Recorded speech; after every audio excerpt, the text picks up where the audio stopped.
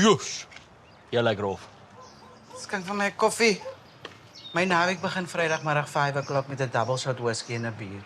En dit eind 9 o'clock Maandagoggend met 'n double shot whisky en 'n koffie. Julle is nie sterk genoeg om te weet wat gebeur in between nie. Okay, seks vir Vin Diesel, trou vir Vin Diesel, vermoor Vin Diesel. Dit was nie my vraag nie. Jou vraag is boring. Dankie, Joanne. En die mems, julle koekie. Dis spesiale koekies. En hoekom is hulle spesiaal? Daar's dagga in. Kyk, as 'n perd sy been breek, as skiet jy die ding. Flip se been is nou nie gebreekie, maar hy weet very well hoe om so 'n sad perd aan te gaan. Maar Flip is nie 'n perdie, soos kan hom nie skiet nie. Hey, kom by die huis, julle. See you, boss man. Joanne drinks? Ek drink alleen. Ek flip.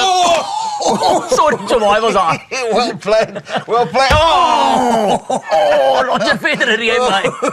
Ja, julle so lank klas action gehad dat julle aan mekaar begin vat. Nee, hè? Die jong girls van vandag verstaan nie hoe mens seksisme moet gebruik nie. Weet jy hoeveel paid leave het ek al gekry net van sê ek het vroumensprobleme? Flip, kan ek huis toe gaan ek het vroueprobleme? Ag, jy la.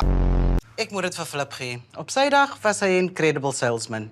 Soos die Nas Botha van sy tyd. Maar nie alle spelers moet coachie, if you catch my drift. Hy's a horrible manager if you didn't catch my drift.